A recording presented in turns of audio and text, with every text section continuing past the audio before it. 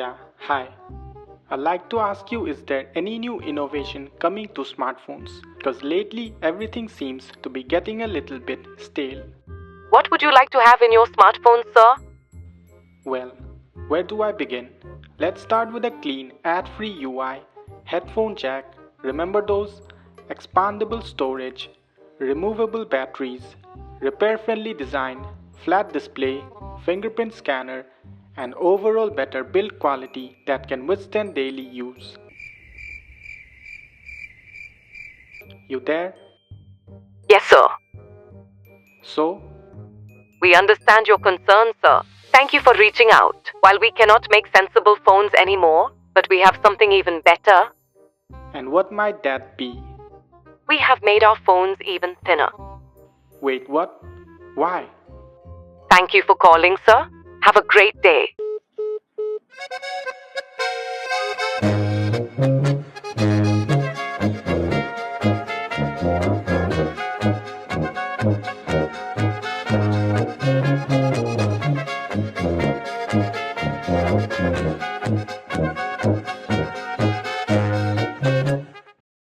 Innovation in terms of technology always meant making devices thinner.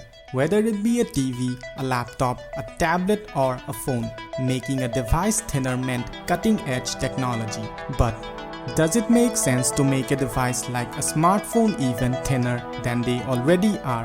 Is this trend of ultra-thin phones just a gimmick, or is this where the future for smartphones headed?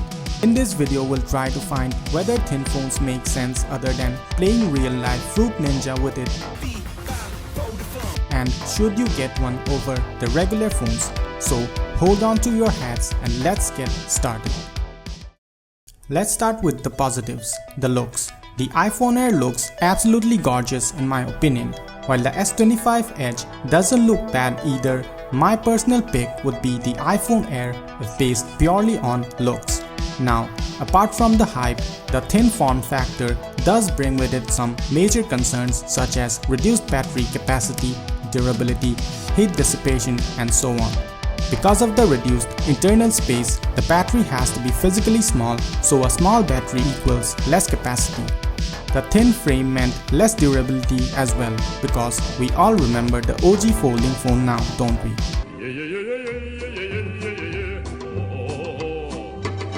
Repairability is also a concern in modern phones, let alone thin phones, so these were valid concerns among people who were interested.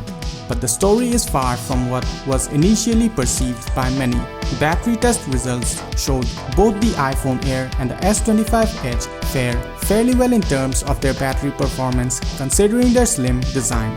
And any durability concerns were immediately gone after both passed the jailbreak vent test thanks to their titanium build. iFixit scores the iPhone Air 7 out of 10 while the S25 Edge gets a lower score of 5 out of 10. Now, before you hit that buy now button, let's take a look at some of the negative points as well. Of course, it's not all sunshine and rainbows. Like everything in life, nothing is perfect. Except for Back to the Future. That movie is perfect. Anyways, while the durability is solid, the battery life is still not great. Power users and gamers are still going to struggle to get through the day. When it comes to the cameras, the iPhone Air has only a single rear camera and the S25 Edge has two. So if you're planning to buy the iPhone, there is no ultra-wide lens, so forget fitting all your friends in a single photo, and both ditch the telephoto, so no zooming into stuff either, I guess. I don't really know what people use all these cameras for. And while the S25 Edge retains the stereo speakers, the iPhone Air does not. So forget listening with two ears for the iPhone Air users. Thing is coming. The iPhone Air doesn't even come with a SIM slot, it is eSIM only. So if you're someone who frequently changes SIM cards, then this could be a problem as well. So the question is, does a thin phone make sense? Yes and no. Here's why.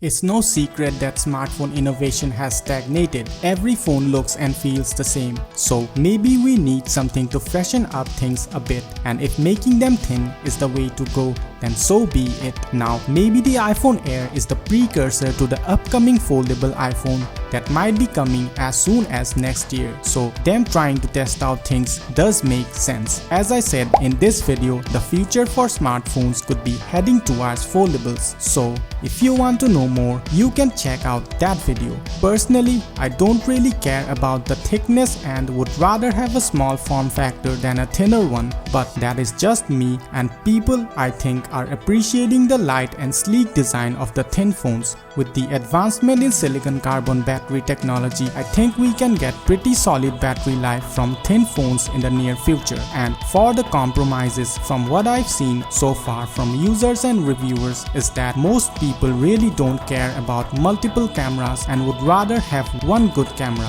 Most people are near chargers anyway, so battery life isn't going to be such a huge issue. One thing that I would have wanted was a bit cheaper price tag, considering the compromises that were made to achieve such a slim form factor. But then again, it's Apple we are talking about, and Samsung, because their phones are expensive too, at least the higher end ones. So ultimately the decision boils down to the individual needs. If the slim form factor is all you care for, then go for the thin phone, and if not, then the regular phones offer much value for the price you pay.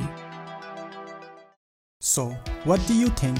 Are you planning to buy the iPhone Air or the S25 Edge?